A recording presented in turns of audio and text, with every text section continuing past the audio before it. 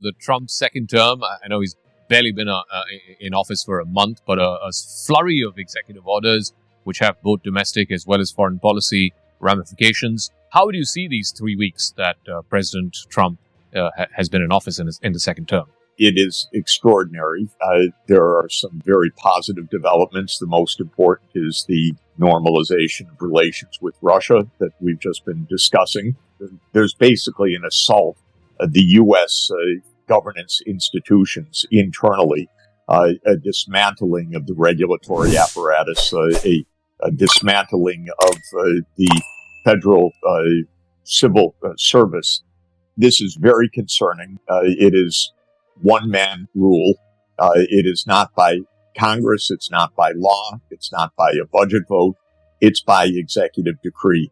What we see is a remarkable deterioration of American institutions. We're a democracy hanging by a thread.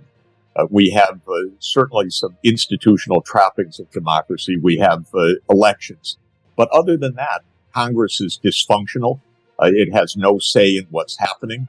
We have one unelected person who happens to be the richest person in the world, Elon Musk, essentially dismantling the civil service. This is something astounding to behold. I don't think that this is a good approach for a sophisticated nation to dismantle its institutional apparatus this way. I actually don't think we need that kind of revolution inside the United States. What we need is rationality, plans, organization, explanation. We're not getting any of that right now. We're really getting a wave of noise, of tsunamis. We don't know exactly what, but what strikes me overall is that it's one-person rule because it's all on the basis of executive decrees. Where do you see the opposition to this arising from? Is it going to be from the opposition party, the Democrats? Is it going to be through elections? But those, at least midterms, are about a couple of years away. Or do you see it from the courts putting, effectively staying this kind of executive orders? It's a little hard to know. If the Supreme Court says, well, the executive has all the power, the Supreme Court could hand over essentially the institutional apparatus to the president. This has happened in history. There was a Roman Republic, which became a Roman Empire. I'd say the United States Republic is on very shaky grounds right now. There is no internal consensus about any of this. The Democratic Party is in an utter state of shock. I don't know if it's essentially the same as the state of Congress in India, but it's a party that messed up so badly in the United States, governed so badly that it is very weak right now. Our system has so many deterrents to third or new parties. This is one of the weaknesses. We have a duopoly of power. Doesn't really mean very much. And we have a Congress the U.S. Parliament that is so corrupted by campaign finance that it can't even think straight anymore, can't even defend its own prerogatives, which are in the Constitution, vis-a-vis the executive branch. So this is an adventure for the United States. The rest of the world should watch with concern. But this is to a large extent an internal matter. What matters for the rest of the world is how the United States acts vis-a-vis the rest of the world, and especially if it acts peacefully or not peacefully. I want to talk about the ramifications for the rest of the world. Twofold. One, I want to talk about this whole business of reciprocal tariffs. Trump, in the barely 1 month that he's been in office, has already announced tariffs against Canada and Mexico, which he's put on pause. He's announced and implemented tariffs against China. There's 25% straight-up tariffs on aluminum and steel across the board. And, of course, last week he announced reciprocal tariffs across the board, again, for anyone who trades with the United States. How do you likely see the rest of the world responding to this? Well, the rest of the world should do, or will do, two things. One is the rest of the world will put measures against U.S. trade on a bilateral basis. So there will be a response. There will be a response from China. There will be a response from other countries. In other words, the U.S. will become more isolated in international trade. The second thing is the rest of the world should continue to have an open trading system. What Trump is doing makes no sense economically. It's not somehow favorable for the United States. It's not somehow the U.S. Gaining and hurting the rest of the world. This is self-damage of the U.S. It's going to make the U.S. Poorer. It's going to make the U.S. Less dynamic. It's going to make the U.S. Less connected with the rest of the world. It's no advantage for the United States. It's just a mistake. It's based on, frankly, 17th century ideas of mercantilism, that if you have a trade deficit, something is wrong. It's simplistic, and that's where we really are right now. But for the rest of the world, stay open, continue to trade.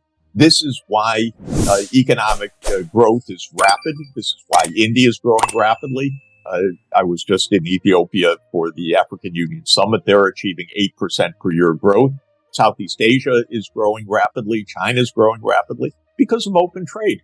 And so the United States is turning protectionist because it's confused. It's wounded.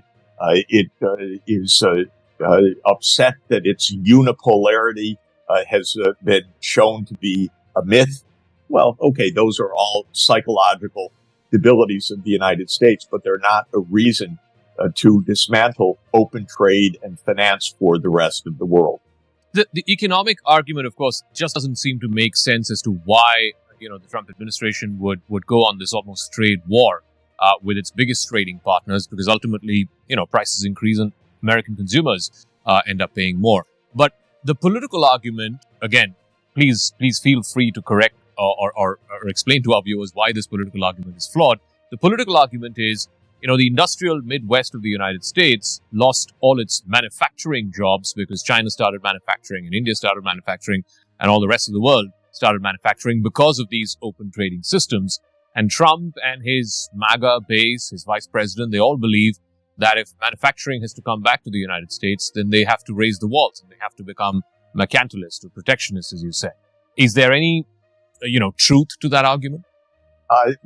This is the political argument, and it is the argument that put Trump into the White House 2 times, because the swing states in American politics are the industrial Midwest: Pennsylvania, Michigan, Illinois, Wisconsin, Minnesota, Ohio, Indiana, and Trump has won the industrial states by saying, "I'm going to bring back jobs." What he doesn't understand is a very basic point. The real loss of jobs is to the robots. It's to the artificial intelligence. It's to the digital systems. You go to any factory. I tour factories all the time since I'm a development economist. There aren't jobs in factories, the kinds of industries that Trump is dreaming of. You go to an automobile factory anywhere in the world, by the way, anywhere. It has no people in it. It's got robots assembling the automobiles, and this is the future.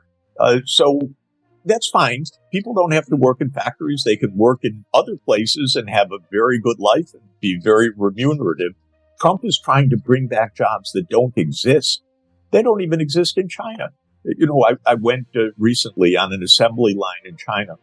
There were 80 workers on an assembly line that was about half a kilometer long, but it was all robots. And I was told in this factory, which was an astounding factory, that they had more than 1,000 workers on that line a couple of years earlier, but everything's been automated. The idea that you're going to bring back jobs this way is just wrong. Trump doesn't understand it. He's picked people who are protectionists. The American psyche is wounded. It plays into politics. Anti-China is very resonant in the United States. It is in India also. But I don't think it's correct or accurate personally. I think we need decent relations everywhere in the world. The point is it has worked politically, but it will not work economically. And the American people will come to see that what Trump has on the agenda of dismantling the government, of pulling out of the climate agreement of giving the green technologies over to China and India and others, this isn't going to lead to any kind of prosperity for the United States.